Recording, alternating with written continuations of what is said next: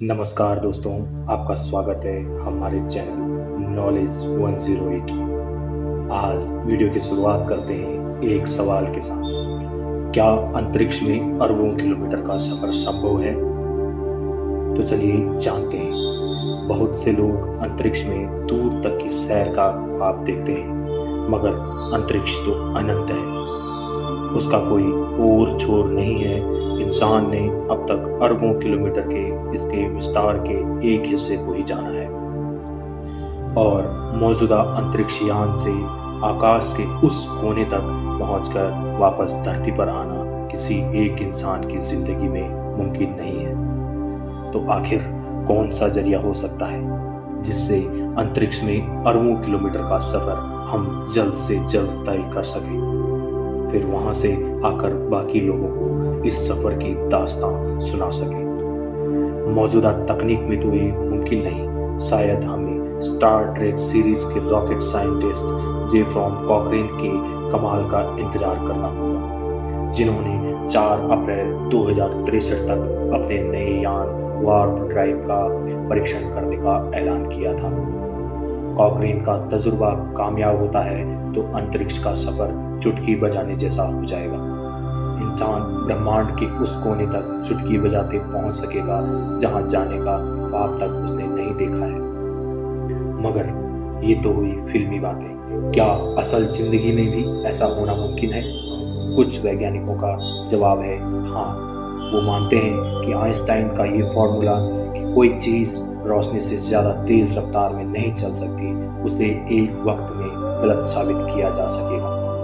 अगर ऐसा हुआ तो ब्रह्मांड के दूर दूर के कोने तक जाकर धरती पर वापस आ सकेंगे, वो भी अपनी एक ही जिंदगी में। फिलहाल तो इंसान की बनाई कोई चीज जो ब्रह्मांड में अब तक सबसे लंबा सफर तय कर चुकी है, वो है अमेरिका का अंतरिक्ष यान वाइजर 1 स्पेसक्राफ्ट अब तक करीब 21 अरब किलोमीटर का सफर अंतरिक्ष में तय कर चुका है।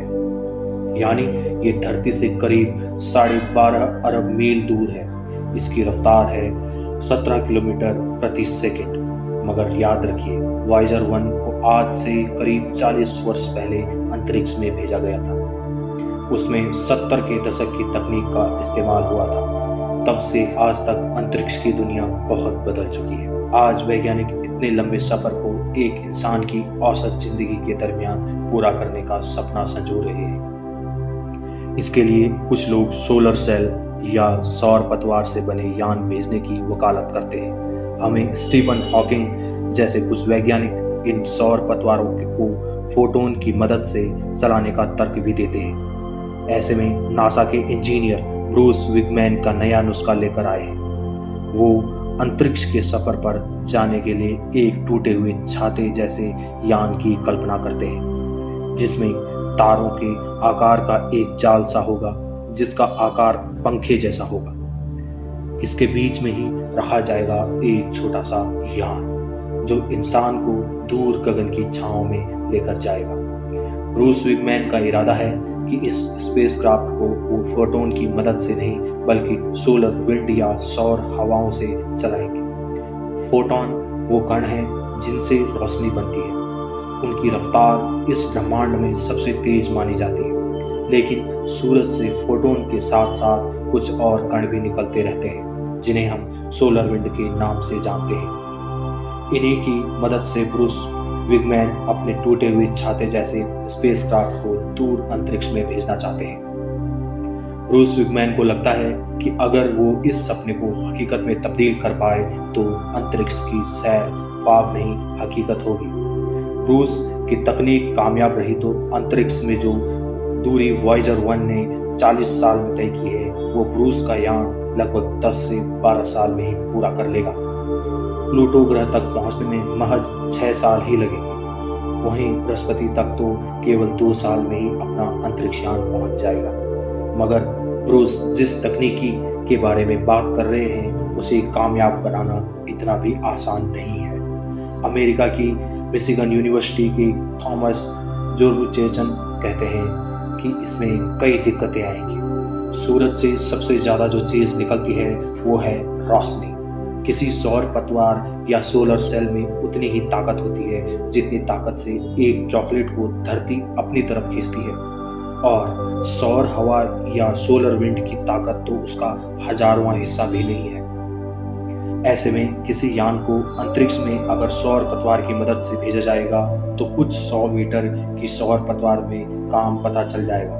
मगर ब्रूस विगमैन जिस ब्रोकन अम्ब्रेला तकनीक की बात कर रहे हैं उसका विस्तार कम से कम 40 किलोमीटर होना चाहिए, यानी कि एक शहर के बराबर। अंतरिक्ष में तारों का इतना बड़ा जाल बुनना आसान काम नहीं। थॉमस जुर्गचेन कहते हैं, अंतरिक्ष में छोटे छोटे यान भेजना तो मुमकिन है, मगर उन्हें चलाने के लिए तारों का इतना लंबा चौड़ा जाल आखिर कैसे बुना जाएगा। फिर तारों के साथ दिक्कत कि वे टूटते रहते हैं। जुर्गचेन कहते हैं, इंसान पिछले 100 से ज़्यादा सालों से तारों का इस्तेमाल कर रहा है, मगर मजबूत से मजबूत तार टूट जाते हैं या उनके अंदर अगर बिजली दौड़ाई जाती है तो वो जल भी जाते हैं। ऐसे में अंतरिक्ष में जब तारों से बना ब्रूस विगमैन का ब्रोकन अम्ब्रेला उड़ेगा तो कब कौन सा तार टूटेगा कहना मुश्किल है।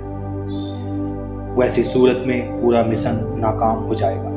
फिर सफर के दौरान अगर वो कहीं किसी धूमकेतु या उल्कापिंड से जा टकराया तो पूरा सत्यानाश ही हो जाना है।